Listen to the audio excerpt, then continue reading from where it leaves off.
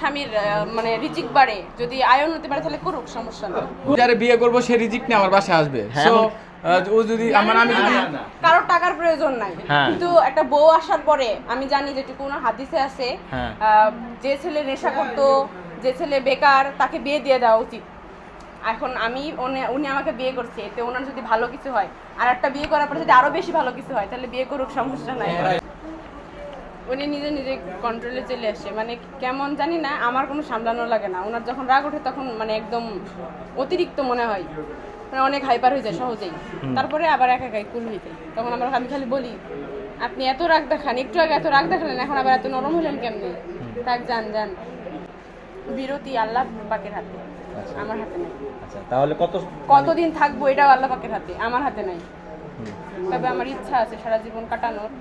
একটা মেয়ে সংসার করার জন্যই আসে সবাই, কিন্তু যারা কেমন হয় জানি না, তবে একটা মেয়ে চায় যে স্বামী প্রথম বিয়ে হলো তাকে নিয়ে সারা জীবন কাটানো। কেউ কিন্তু বিয়ে, দ্বিতীয় বিয়ে এগুলো মনে করেন হচ্ছে গায়ে লাগাইতে চায় না, কেউই চায় না, একটা মেয়ে অন্তত চায় না।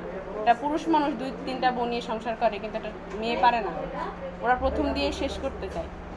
হয়তো আমার কপালে ছিল না, আমি হয়তো এরকম পারিনি, কিন্তু আমি এখন যাকে স্বামী হিসেবে পাইছি উনি অনেক ভালো। এভাবে যেন সারা জীবন আমাদের সম্পর্কটা থাকে। অনেক চেষ্টা করছি যে ভালোভাবে থাকার, পারিনি। এখানেও ওইভাবে সেমভাবে চেষ্টা করি, হয়তো টিকে যাবে আপনাদের দোয়া থাকলে, সবার দোয়া থাকলে। সবাই তো আর চায় না যে সংসারটা ভাঙো, আপনারা সবাই দোয়া করলে।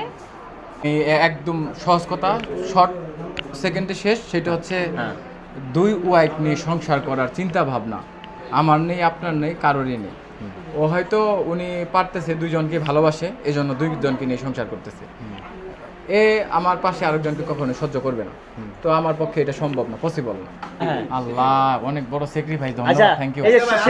ব্যবসা নিয়ে আল্লাহ রিজিকে যা রাখে ভাই, এটা বলা যায় না। আল্লাহ রিজিকে যেটুকু রাখে, মনে করেন আমরা চেষ্টা করবো সব, মানে সর্বনিম্ন প্রাইজে আমরা সব কিছু দিচ্ছি।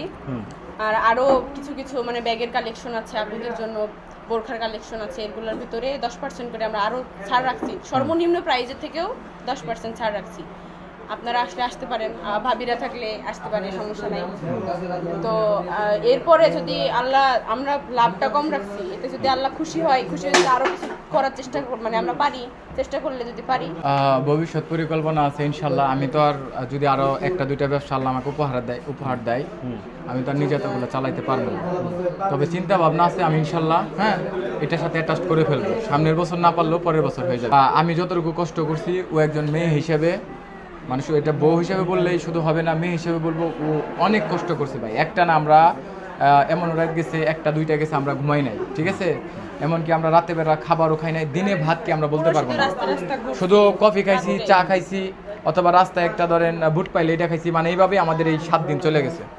এই এখন পর্যন্ত আমি আমার ছেলেটা রেস্ট করতে পারি না। মিহালও এখান থেকে ফজরের সময় আমাদের সাথে গেছে, যে মাত্র 2 থেকে আড়াই ঘন্টা ঘুমাইছি, ঘুম থেকে ওইটা গোসল করে যে আমরা দোকান আসছি নামাজ পড়ে। ও এই 8 দিন যথেষ্ট পরিমাণে সময় দিয়েছে, খুব কষ্ট করছে।